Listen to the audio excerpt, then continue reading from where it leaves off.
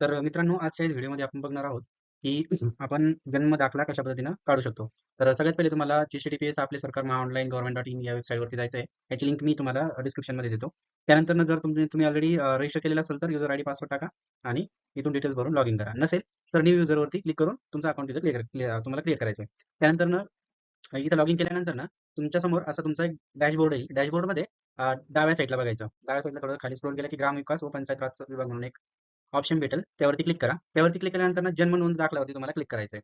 तर जन्म नोंद दाखल्यावरती तुम्ही क्लिक केल्यानंतर तुम्हाला पुढे जावरती क्लिक करायचं आहे. पुढे जावरती क्लिक केल्यानंतर तुमच्या समोर असं पेज येईल. त्याच्यामध्ये तुम्हाला जन्म नोंद दाखल्यावरती क्लिक करायचं आहे. इथं क्लिक केल्यानंतर असं एक पेज तुमच्या समोर येईल.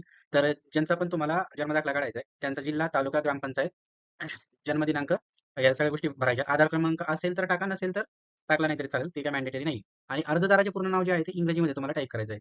ट्राय करा की कॅपिटलमध्येच तुम्ही ते टाकताल. तर इथं पूर्ण नाव टाकल्यानंतर समावेश करावरती तुम्हाला इथं क्लिक करायचं आहे. त्यानंतर समावेश करावरती क्लिक केल्यानंतर इथे तुम्हाला असं पॉपअप येईल की तुमचा अर्ज यशस्वीरित्या जतन झाला आहे आणि ते तुम्हाला अर्जाचा क्रमांक येईल. ओकेवरती क्लिक करा. ओकेवरती क्लिक केल्यानंतर इथं पूर्ण डिटेल येतील आणि इथं फक्त अर्जदाराचे नाव तुम्ही व्हॅलिडेट करा. व्हॅलिडेट केल्यानंतर पुष्टी करावरती तुम्हाला क्लिक करायचं आहे. ₹59 त्याचे चार्जेस आहे. पुष्टी करावरती क्लिक केल्यानंतर समोर तुम्हाला एक नेट बँकिंग सिलेक्ट करायचं. नेट बँकिंगमध्ये खाली तुम्ही UPI वरून फोनपे, गुगल पे वरून करू शकता किंवा UPI क्यूआर कोडवरती करा आणि तुमच्या गुगल पे किंवा फोनपेने इथं पेमेंट करू शकता. पेमेंट सक्सेसफुली झाल्यानंतर तुमला असा ट्रान्झॅक्शन सक्सेसफुलचा मेसेज येईल आणि इथं तुम्हाला सगळे डिटेल्स दिसतील. अर्जदाराचे नाव बघा आणि तुम्ही बर्थ सर्टिफिकेट काढताय. ₹59 तुम्ही फीस भरली. पेमेंट स्टेटस चेक करा. इथं पेमेंट स्टेटस तुमचं सक्सेसफुली दाखवेल. एवढं झाल्यानंतर तुम्ही तुमच्या डॅशबोर्डवरती या. डॅशबोर्डवरती आल्यानंतर तुम्हाला इथं तुमचा जो ॲप्लिकेशन आहे, तो ॲप्लिकेशन इन प्रोग्रेसमध्ये दिसेल आणि त्याचा ॲप्लिकेशन आयडी इथं दिसेल आणि त्याला लागणारा कालावधी तो 5 दिवसांचा आहे. एक्सपेक्टेड 16 तारखेपर्यंत ते भेटायला पाहिजे असं ते दाखवतंय.